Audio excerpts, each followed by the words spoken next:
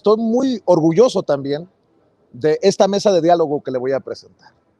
Llegan dos personas que no solamente dejan la víbora chillando, sino son dos personas que creo que le aportan mucho al debate que realmente pesa en nuestro país, al debate de verdad, no al politiquero, al que le apuestan muchos desde el PRIANRED, desde estas mesas de análisis en medios tradicionales.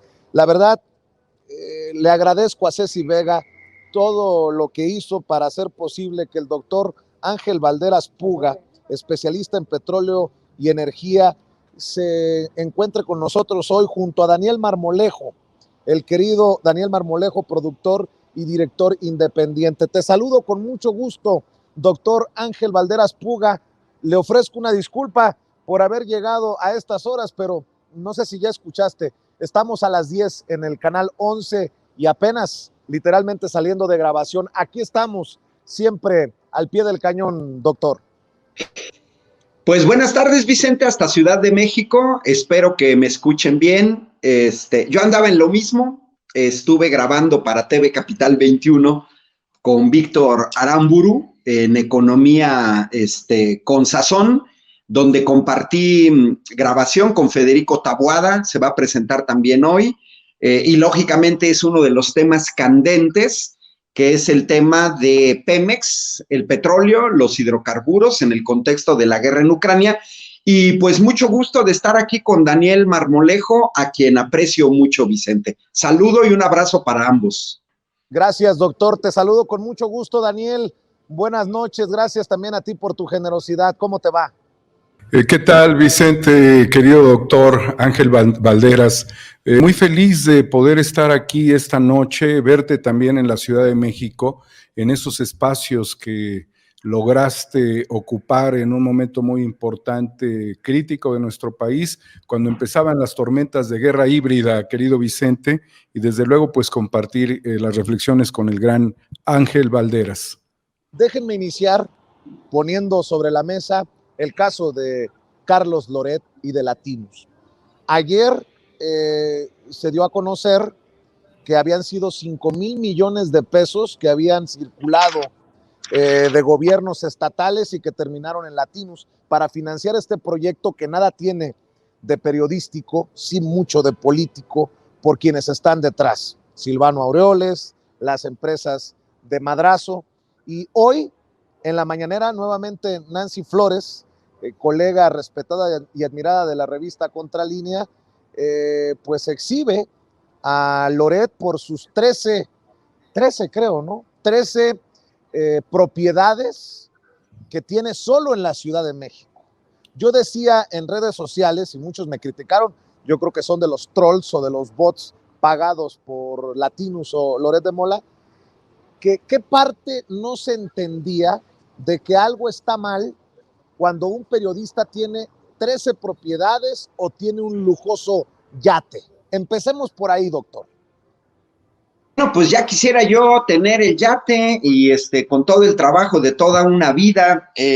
Creo que, y considera conmigo, Daniel, mira, todo esto que estamos viendo es simplemente destapar la cloaca, Vicente, de una serie de personajes que cada vez más se confirma, han actuado como mercenarios, han desprestigiado el noble oficio del periodismo, han puesto en entredicho muchas de las verdades que han circulado a lo largo de los años, se han puesto al servicio del poder, y la única explicación para que un periodista, entre comillas, tenga tanto dinero, pues es que se está dando dinero para operar en una serie de, pues ahora sí, válgase la redundancia, de operaciones de tipo político.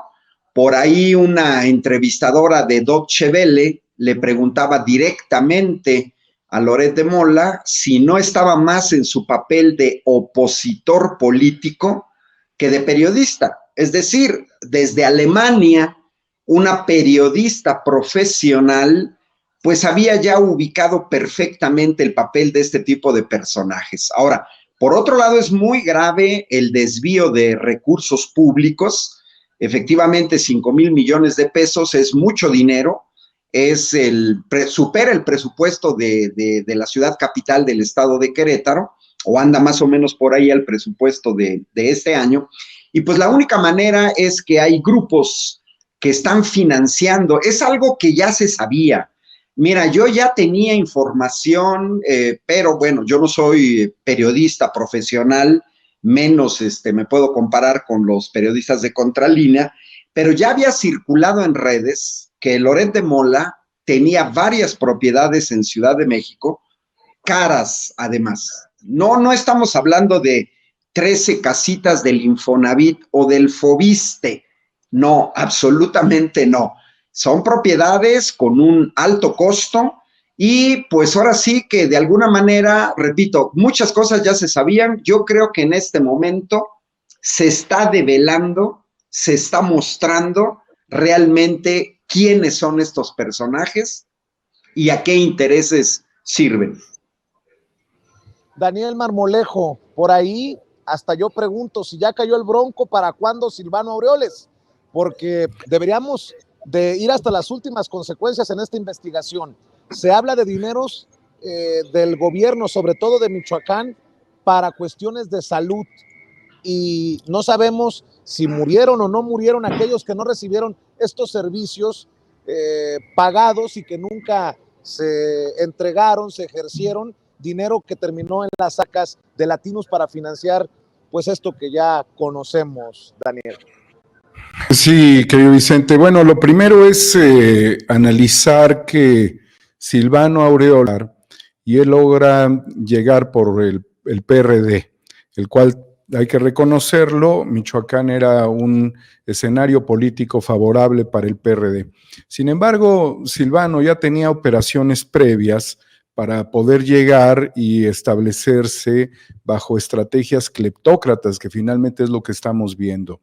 Lo que sucede es lo mismo que ha sucedido, como por ejemplo en el caso de Rosario Robles, desde la Sedesol, aquí en el sector de la salud, y es una de las formas más lamentables del latrocinio a través del desvío de todo lo que tiene que ver con la salud, con el bienestar, con la alimentación de los mexicanos. Ha sucedido también en el ámbito de la infraestructura, naturalmente.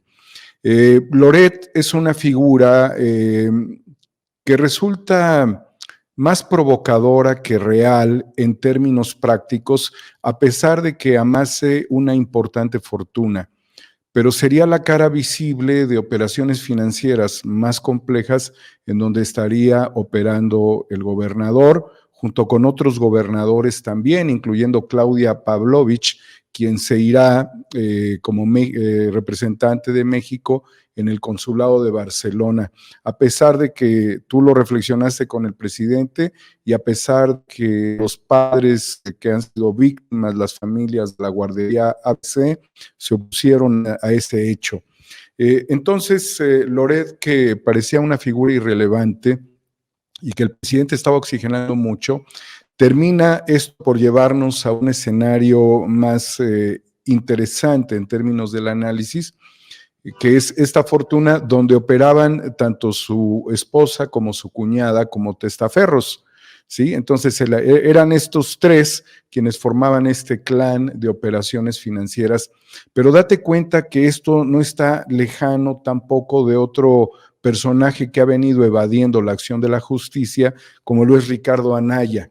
Y cuando tú preguntas, bueno, si ya le tocó al Bronco, ¿cuándo le va a tocar a Silvano Aureoles? Pues no solamente a él, acabamos de mencionar a Claudia Pavlovich, y se tendría también que investigar cuáles han sido las operaciones reales y ficticias de la familia Madrazo, quienes también son financistas de este grupo mediático, como también otros que se orquestaron a través de otro tipo de fraudes, que son los fraudes corporativos, como fue el empresario Raúl Beiruti, que también está prófugo de la justicia y que operaba el outsourcing, o como lo fueron otros criminales de cuello blanco que están prófugos. México es un país de prófugos, por eso llama la atención lo del Bronco, que fue una operación política.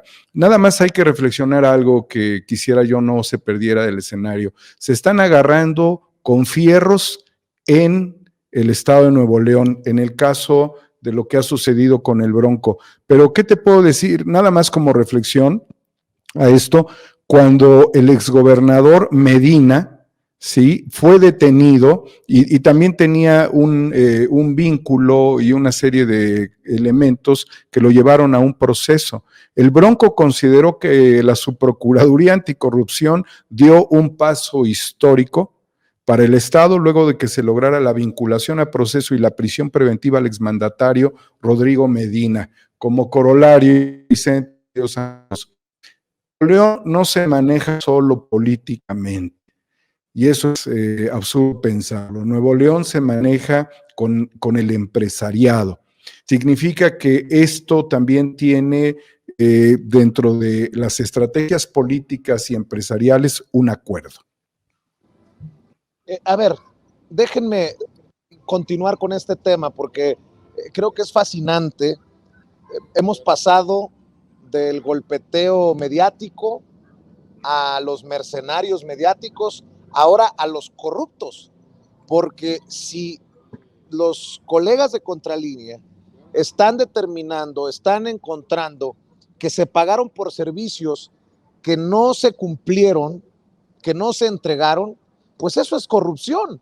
Y si ese dinero corrupto está financiando medios, creo que es de interés público y esto le da la razón a lo que ha pedido el presidente, que se transparenten todos los recursos para ver qué dinero está detrás de cada medio o de cada comunicador, doctor. Porque aquí estamos hablando justamente, Vicente, yo creo que ese es el núcleo de dinero público. No estamos hablando aquí de Jeff Bezos o de Elon Musk o de gente que es financiada, medios de comunicación por parte de privados o incluso de grandes corporaciones. Hay que recordar, yo agregaría un poco de lo que dijo Daniel, que recordemos que durante mucho tiempo se manejó cuando Silvano Aureoles estaba por llegar a la gubernatura de Michoacán, que había pactado con Enrique Peña Nieto. Y es muy probable que así haya sido para que se le permitiera al PRD mantener esa gubernatura de Michoacán. Es un elemento que no debemos de perder, porque ya en el poder, efectivamente, Silvano Aureoles, pues lo que vimos fue apoyar pues al Pacto por México, mantenerse hasta el final. Recordemos todavía que incluso no aceptaba los resultados de su derrota en Michoacán, apenas en las elecciones de 2021. Recordemos que hizo el ridículo de irse a sentar con su banquito, ¿no? Pidiendo audiencia. Es decir, es un personaje que se sumó después del triunfo del gobierno de la 4T al golpeteo en contra del presidente. Por lo tanto, efectivamente es de suma importancia clarificar cuánto dinero, cómo se dio, porque aquí estamos hablando, por un lado, del desvío de recursos, es decir, dinero público, dinero de los michoacanos, dinero de los mexicanos, si hay cualquier participación federal, que va a terminar para financiar a personajes con intereses estrictamente personales. Y por otro lado, la falta de ética de todo el grupo de latinos, de andar consiguiendo dinero de esta manera, porque no es del único del que se habla, y pues que en realidad pues es algo muy cercano a la prostitución, algo muy cercano a aquel mecanismo de la compra de publicidad para mantener a un medio, pero que de alguna manera lo que se vende es algo afín a esos grupos políticos, a Madrazo y a su familia, porque es Madrazo el que está detrás, y gente como Silvano Aureoles. Yo me esperaría que hubiera una verdadera investigación, que hubiera un castigo, que el gobierno de Michoacán investigara este dinero y que lógicamente se castigara. Muchas veces el presidente ha señalado, es importante que regresen el dinero. Este dinero, bueno, ya fue desviado. Esperemos que salga la información, esperamos que haya castigo y que Silvano Aureoles asuma las consecuencias de desviar dinero público.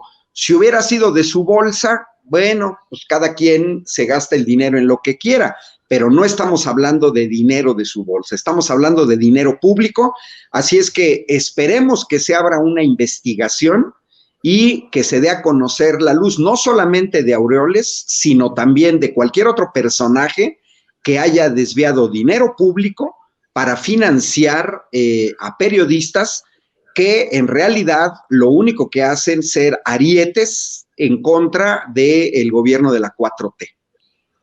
Querido Daniel Marmolejo, ¿hasta dónde vamos a llegar con este caso? Y te pregunto porque no es el único.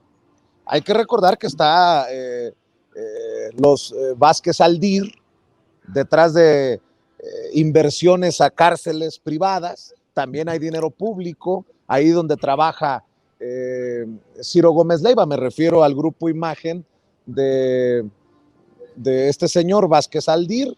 También me refiero a Ricardo Salinas Pliego y sus inversiones y sus negocios. O sea, no estamos hablando necesariamente de uno, de Latinus, de Loret de Mola y el dinero de Madrazo y los desvíos de Silvano Aureoles. Estamos ante una situación muy fuerte, Daniel. ¿Tú te imaginas, Vicente, todas las operaciones que han hecho los Vázquez Aldir, Olegario, a nivel económico, financiero, corporativo, mediático, desde hace varios años, Grupo Imagen, también está el tema de Excelsior en su momento, que era una cooperativa que se privatizó con una asamblea apócrifa. También tienes las operaciones de Banco Multiva, desde luego lo que señalas literalmente sobre la situación de los penales, que era más, cobraban más meter a alguien a un penal que mandarlo al TEC de Monterrey o a la Ibero. Toda una estructura de negocios compleja que también ha significado la privatización estructural o el desarrollo privatizador estructural del sector salud a través de los hospitales Ángeles, y puedes seguir investigando y vas a encontrar muchísimo. Pero hoy el presidente dijo que son buenas personas. O sea, la realidad es de que los empresarios no se tienen que ver como buenas personas, sino hay que verlos realmente como empresarios, y que todos ellos actuaron favorecidos, en el caso de la familia Vázquez Raña, Vázquez Aldir, por el gobierno de Vicente Fox, que es un subnormal, es un personaje, un molusco, no tiene columna vertebral ni cultura, escribe con las patas, pero no solamente es eso, sino que él les dio todas las facilidades a los Vázquez Raña, ¿sí? En Grupo Imagen estuvieron personajes como Pedro Ferriz en su momento, la misma Carmen Aristegui, es decir, que es un consorcio muy importante que tiene también una cadena de televisión que es Cadena 3. Esto lleva a fuertes reflexiones, como bien lo señalas, y quién sabe qué tanto se pueda profundizar en todo ello. Ya estamos prácticamente en aguas someras con esta situación, pero Vicente, hay que preguntarnos más allá de un personaje sicario como Loret. Es junto con el López Dóriga, digamos que son los sicarios mejor mediáticos, mejor pagados. Y creo que esa frase o la palabra sicario la empleó en su momento John Ackerman, con quien estarás esta noche y lo veremos. Pero hay que preguntarnos sobre el dinero de Felipe Calderón. Hay que preguntarnos sobre la riqueza de Peña Nieto, porque si estos que disparaban la tinta con veneno, la tinta para proteger a los intereses corporativos y también a los intereses políticos del Prianato, en realidad, ¿en dónde están paradas las riquezas de Felipe Calderón, de Margarita Zavala, de Javier Lozano? ¿En dónde está la riqueza de todos los funcionarios de Peña Nieto? ¿Sí? ¿Qué tipo de, además, alternativas jurídicas de protección buscó todo el gabinete de Peña Nieto y con quiénes? ¿Con qué bufetes de abogados para lograr protegerse? Y cuando tú veas todo esto, te vas a dar cuenta de minimizar que ha sido de bondoso el país para hacer crecer fortunas de los expresidentes. Cuando se les quita a los expresidentes los ingresos de sus pensiones, por favor, Vicente, es simbólico, eso no significa nada en términos financieros para ellos. Ellos han operado con testaferros. ¿Y quieres saber quién es un testaferro de Felipe Calderón? Genaro García Luna, indudablemente. Así es, y hablando de Felipe Calderón, pues ahora resulta que anda muy interesado en la consulta de revocación de mandato, querido doctor Ángel Valderas Puga. Promueve en redes dice él, muy buen artículo. ¿Cuál será el umbral de participación que marque la diferencia entre éxito y fracaso? Quizá la mitad del mínimo requerido para ser obligatorio, el 40%, o sea, si no se logra el 20% sería fracaso. Leamos AMLO y la revocación, mucho que perder. Pues mira, qué interesante que ahora sí ande metido en el tema hasta Felipe Calderón. Bueno, en tiempos en que no se le permite ni al presidente ni a los servidores públicos del gobierno hablar de estas cosas casi sagradas para el INE. Nótese mi sarcasmo, doctor. Bueno, pues mira, Vicente, yo intenté contestarle en su Twitter, pero pues ya me tiene bloqueado como a muchos otros, en donde dice simplemente que solamente le pueden contestar los que él haya dicho. Ya eso lo dice mucho de que teme opiniones independientes. Gran demócrata. No, y cobarde, y muy cobarde para hacer una cosa de ese tipo. Mira, hay que recordar, y tenemos que recordarle sobre todo a los jóvenes, que Felipe Calderón fue impuesto por un fraude electoral. No es ningún demócrata, fue el que inició el baño de sangre en este país. Hace bien Daniel en recordar sus nexos con Genaro García Luna y toda la cúpula de seguridad pública. También tendríamos que ver todo lo que nos debe de información de qué hicieron con los enormes ingresos petroleros, tanto Fox como Calderón, más o menos 4 billones de pesos. Y bueno, si tanto le interesan al señor los referéndums, ¿por qué no instituyeron, cuando él fue presidente, por qué no impulsó una ley de referéndum? ¿Y por qué se han negado o por qué no lo han establecido para el caso de las gubernaturas? Mira, a final de cuentas, ya desde ahorita, Vicente, lo podemos decir, pero desde hace meses, la gran derrota de la oposición en México es que no tuvieron la capacidad, se dieron cuenta que el referéndum no les convenía. Es un referéndum revocatorio. Aquí en los países donde hay este tipo de instrumentos, quien promueve un referéndum revocatorio es quien desea que ya no siga un mandatario. Quien debería de haber promovido este referéndum es la oposición. Y desde el momento en el que tiraron la toalla, desde ahí es una derrota estrepitosa para la oposición. O, en su defecto, no les interesa la vía democrática, sino una vía golpista. Pero para mí la gran derrota de la oposición es desde el momento en que tiraron la toalla.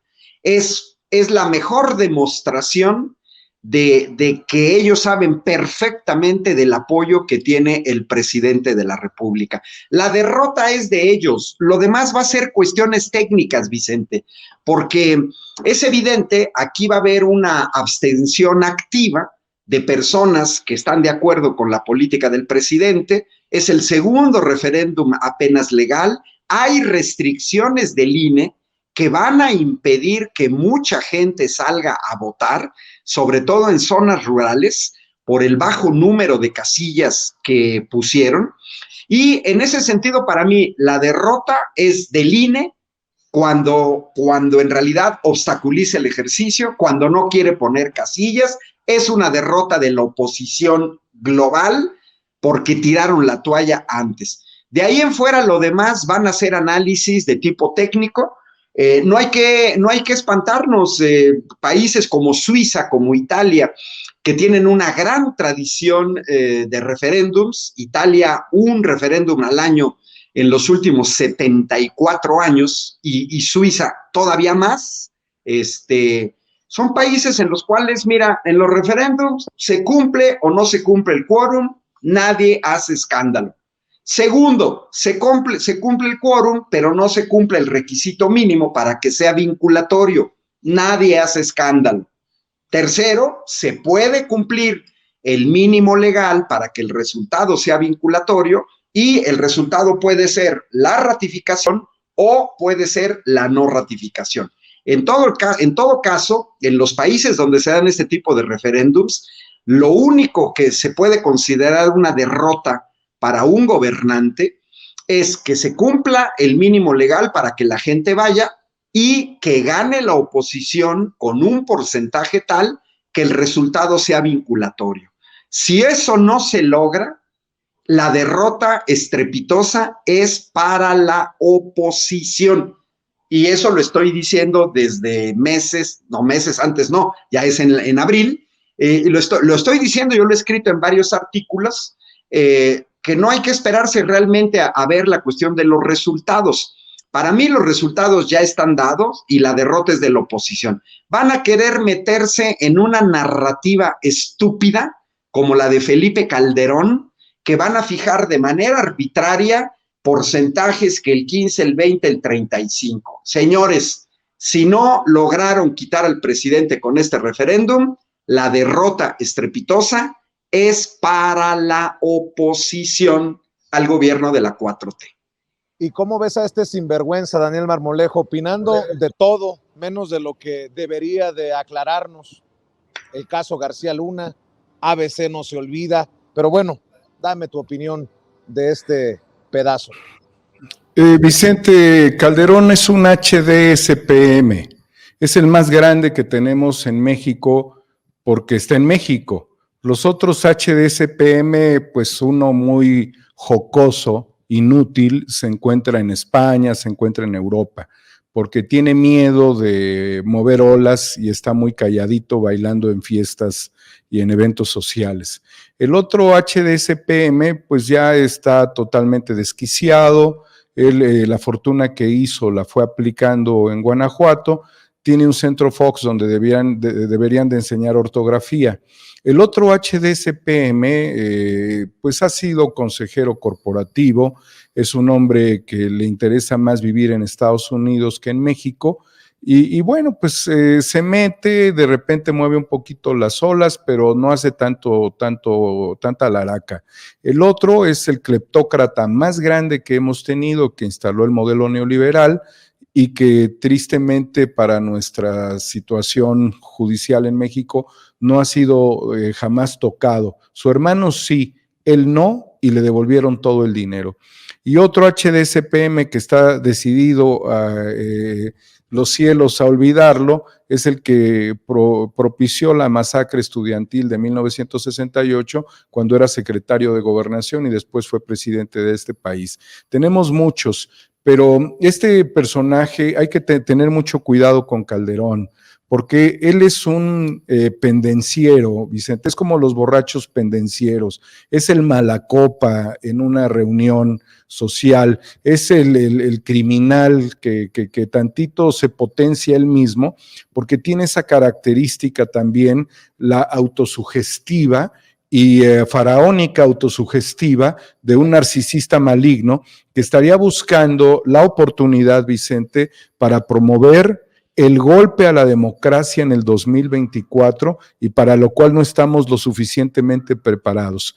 ¿Qué va a pasar? Y retomando la reflexión del maestro, del doctor Ángel Valderas respecto a este clima electoral, mucho cuidado. Yo pondría preocupación en lo siguiente.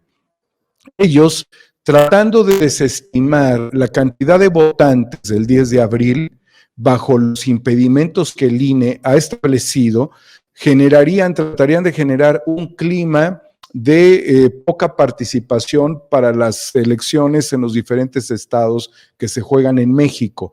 Esa sería parte de su estrategia, a la cual ellos sumarían fraude cibernético y fraude físico. Los dos lo operarían.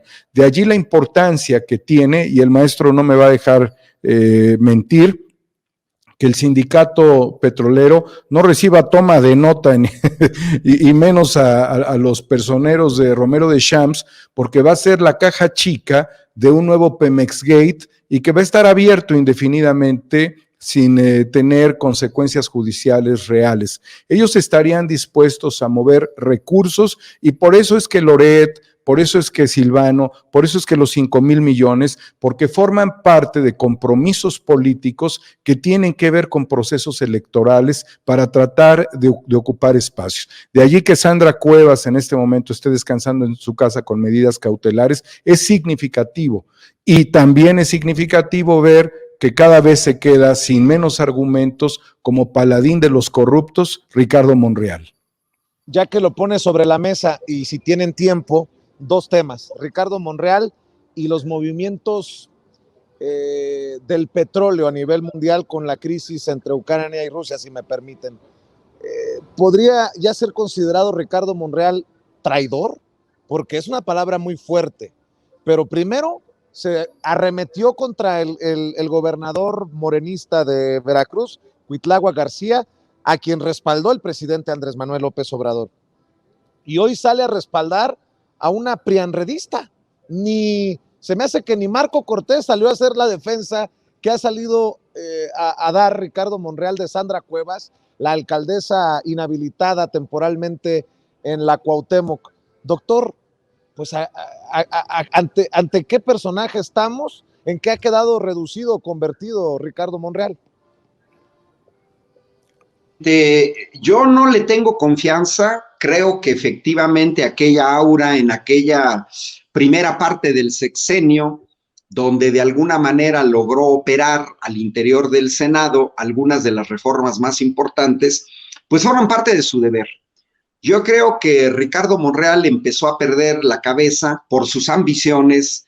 Él no lo veo sinceramente encabezando un proyecto por la 4T, ni defendiendo de manera sincera la 4T. El caso de Veracruz y el caso de Sandra Cuevas ubican más bien un minigrupo en donde él se mueve a partir de intereses. Los intereses de gente que él colocó. Para mí, esta defensa de Sandra Cuevas, que nada tiene que ver con la 4T, que nada tiene que ver con Morena, pues para mí creo que es ahora sí, como dicen los abogados, a confesión de parte, relevo de pruebas. Creo que se evidencia cada vez más que muy probablemente Monreal operó para Sandra Cuevas en contra de su propio partido, y eso es traición, Vicente. El operar en contra de tu propio partido es traición, el operar en contra del proyecto, de las personas que te llevaron al lugar en donde estás, efectivamente es traición. Yo así lo veo. Y nada más agregaría un dato, porque mira, fui por mi computadora. Calderón nos debe a los mexicanos información, las ganancias en el sexenio de Felipe Calderón de Pemex, ganancias, no ingresos, o sea, a los ingresos quítale las ganancias, fueron del orden de 2.7 billones de pesos, con B grande, billones, 2.7 billones de ganancias en el sexenio de Felipe Calderón, que todavía seguimos esperando en qué se lo gastó. Y coincido con Daniel, es preocupante el escenario ante la desesperación de la derecha, que intenten hacer fraude porque es la única manera en la que han ganado en las elecciones. Y esto lo vienen operando desde 1988 con Salinas de Gortari, ante la impopularidad de las políticas de los neoliberales y ante no tenerle que ofertar al pueblo de México algo que valga la pena. Pareciera ser que estos señores simplemente lo único que le pueden ofertar al pueblo de México es que quieren regresar al poder para lucrar. Muy mal Monreal, muy mal, cada vez más alejado de lo que son los ideales de la 4T. Brutal lo que acaba de exponer el doctor, querido Daniel, ¿tú también lo ves así? Sí, mira, tenemos que llevar esto a un escenario de confrontación ideológica y allí no hay medias tintas. Monreal no es morenista, realmente es monrealista y es un sectario, y los sectarios van a terminar prácticamente consumidos por sus propios anhelos personales. Han tenido de todo, Vicente, han hecho de todo, han sido de todo. Y su hermano es gobernador y ahí tienes los resultados, ¿no? Por Morena lo es.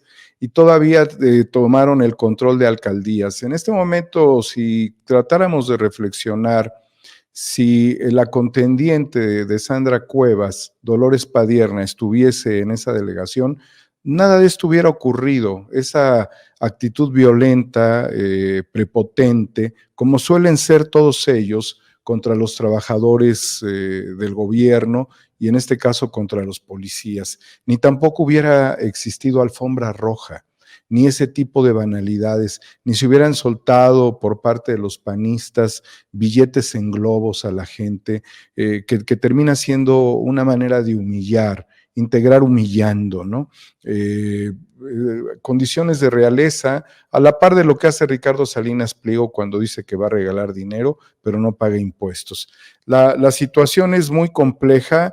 Yo creo que también Morena te demuestra algo, le falta capacidad política en el Senado para poder operar de manera determinante una sustitución de quien pues los representa en la Junta de Coordinación Política. Yo creo que esto se puede arreglar políticamente, pero allí no sé realmente qué está pasando. No hay que ser tan condescendientes, Vicente, porque el momento es muy difícil. Ya no puedes considerar que es un caballo de Troya a estas alturas, Ricardo Monreal. Es un simple traidor, pero no es un traidor, aunque sea sectario, puede estar capitalizado estratégicamente por Dante Delgado, puede estar capitalizado por Alejandro Moreno, puede estar capitalizado por los exgobernadores y también por exmiembros del Poder Judicial.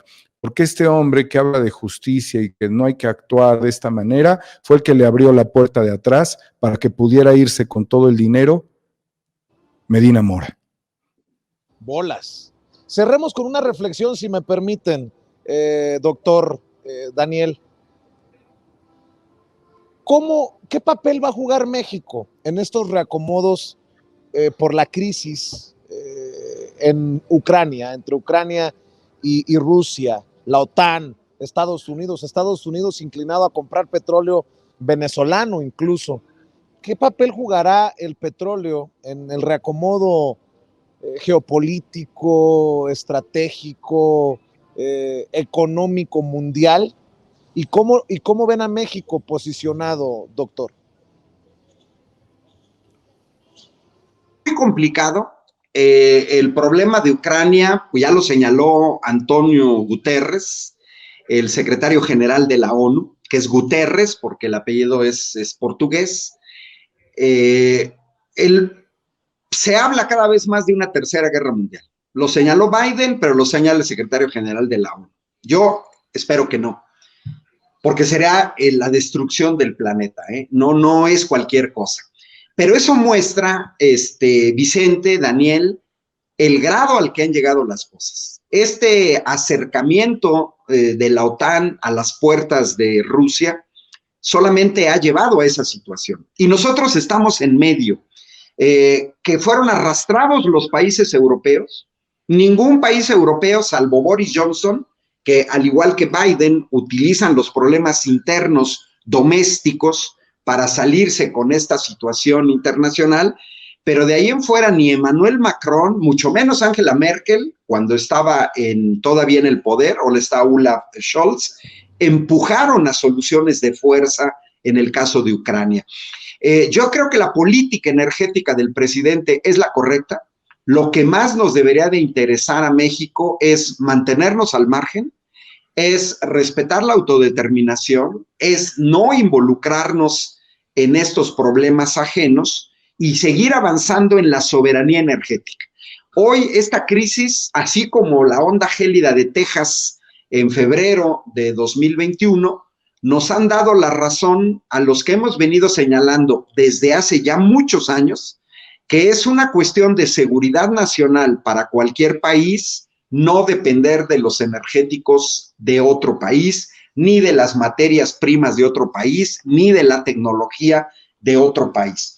¿Qué es lo que va a pasar? Pues ya lo estamos viendo, es una crisis tremenda, en el cual los precios, y ya la gente en Europa está pagando precio altísimo, la gente, no sabemos cuánto van a resistir con los precios.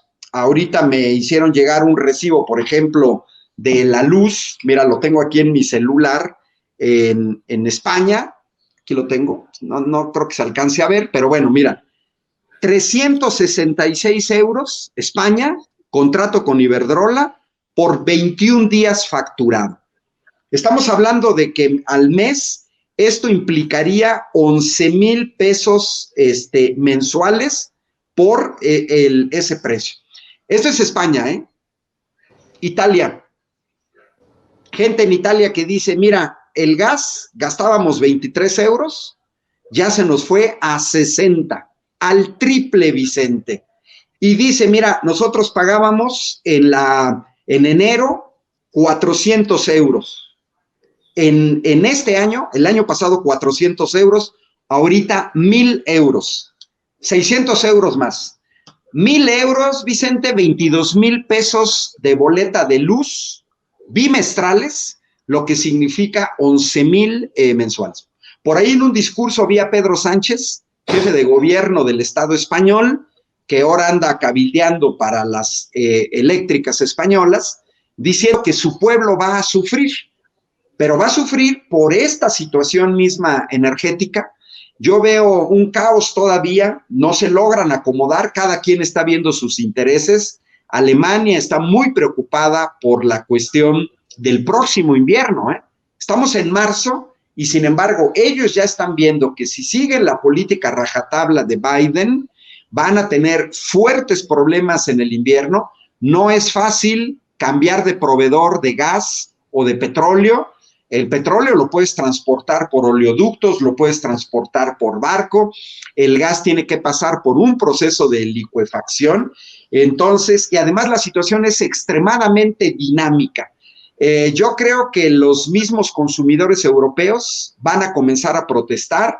Se va a recrudecer o a profundizar la pobreza energética, como en el caso de España, que son los que están pagando más los platos rotos. Y bueno, yo me esperaría, como ha mostrado el presidente, mucha prudencia y mantenernos al tanto de cómo se están dando las cosas. Tu reflexión, Daniel Marmolejo, para cerrar esta mesa de diálogo que espero se repita muchas veces.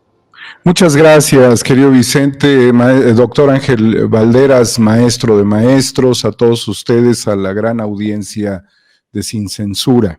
Mira, Vicente, es necesario pensar en el mundo multipolar que América Latina puede consolidar un nuevo polo.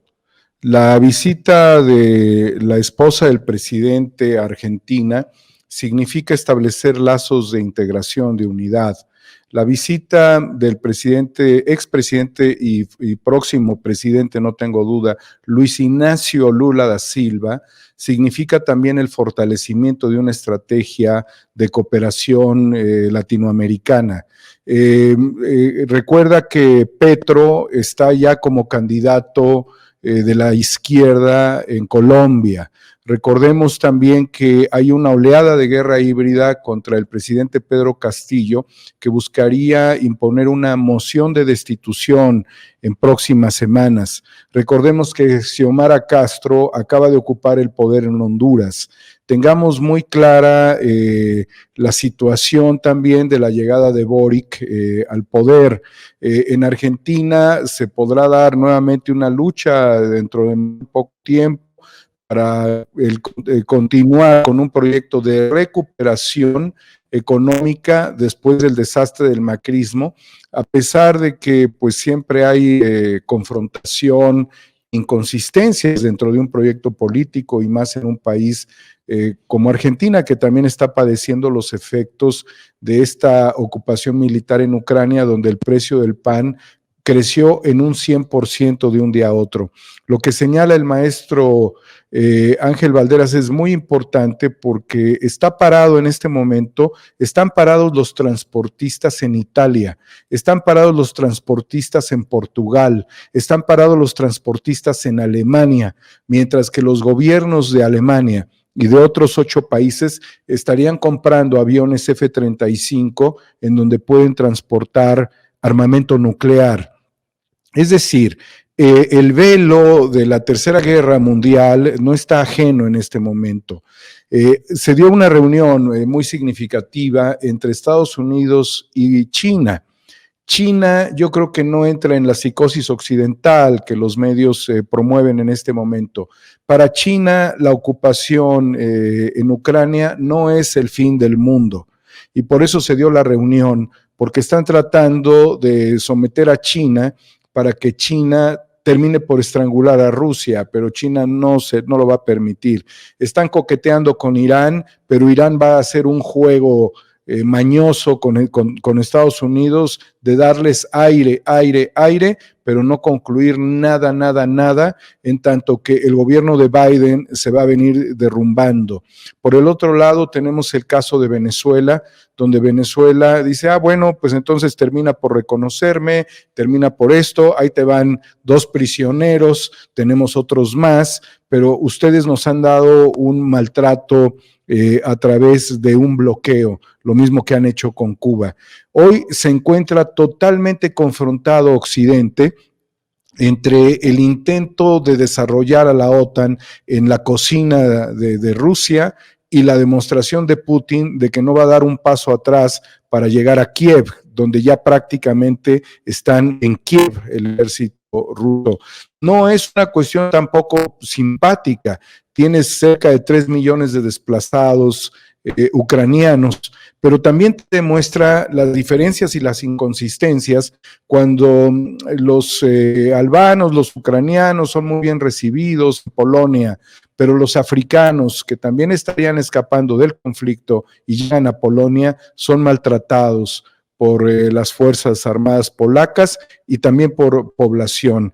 Europa se encuentra en este momento casi dominada por el fascismo. Por eso agarran a personajes como Loret, por eso nos quieren jalar las orejas, pero realmente ellos están de rodillas ante Estados Unidos, quien estaría estableciendo una estrategia de tomar ventaja a través de esta circunstancia en Europa, los gringos sobre los ingleses, porque los ingleses le hicieron fuchi con el Brexit a la Unión Europea.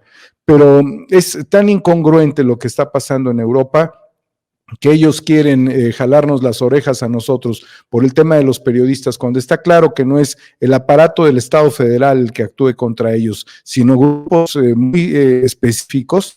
Y tienes a Julian Assange, a quien le quisieran imponer 175 años de cárcel en Estados Unidos, y por lo cual la Suprema Corte de Reino Unido lo estaría entregando al gobierno de Biden. Esta es la realidad que se vive en el mundo, pero yo sigo pensando, en el mundo penta, tetra, hexapolar, México debe de establecer una estrategia superior para que no seamos dominados como naciones desconfiguradas y podamos trabajar como bloque teniendo una red humana latinoamericana, teniendo un sustituto del SWIFT, teniendo un modelo de cooperación y de integración que ayude a recuperar países que están en el desastre como lo es Haití, que ayuden también para respaldar proyectos democráticos ante los intentos, que la OEA no hace nada con lo que está sucediendo en el caso concreto de Pedro Castillo en el Perú, y que permita que haya procesos democráticos como el que va a enfrentar Petro en Colombia con garantías plenas, y que la OEA no lo hace. Entonces, ante el Foro de Sao Paulo de partidos políticos, ante la CELAC, donde México el año pasado recuperó la CELAC que estaba dormida y además integró a todas las naciones en México, y ante el Grupo de Puebla, y ante lo que sea necesitamos todavía fortalecer con mayor rigor y estrategia de futuro, también para luchar, porque esto es muy importante, contra la crisis económica y el proceso inflacionario, una alianza de polo con América Latina, con todos los países. Andrés Manuel lo puede hacer, el mundo lo sabe. Querido Daniel Marmolejo, para cerrar precisamente, invitemos a la gente, a las cerca de 17,000 personas que están conectadas en vivo y en directo en estos momentos, para que se sumen a tu proyecto, para que se sumen a tu canal de YouTube, para que te sigan en redes sociales, por favor.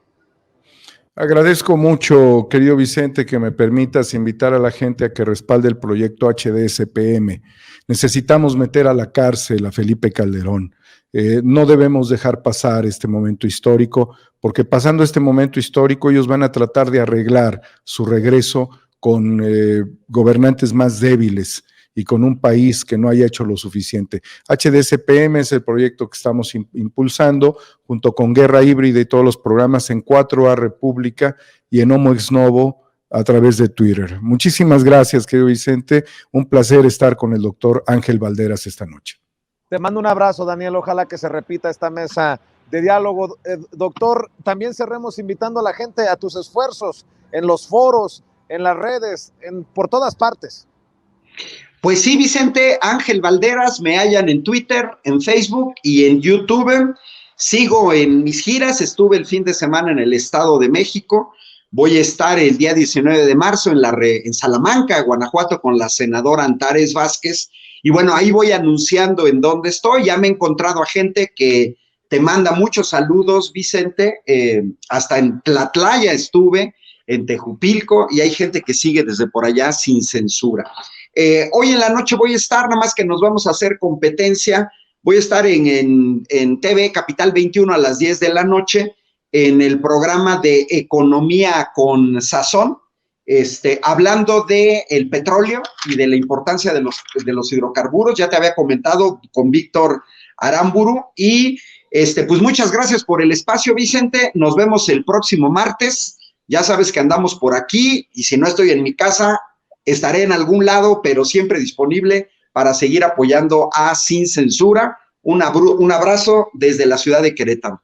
Gracias, doctor. Pues nos haremos competencia, pero eso quiere decir que estamos por todos lados. Tú estarás en Capital 21 a las 10, yo estaré en el Canal 11 con John Ackerman a las 10, así que pues continuemos avanzando. Le mando un abrazo, doctor, te mando un abrazo, Daniel. Buenas noches, cuídense, que descansen. Muchas gracias, muchas gracias. Amigos, amigas, regresamos en breve, pero mientras seguimos hablando sin pelos en la lengua, sin censura, usted puede suscribirse a nuestros 3 principales canales en YouTube.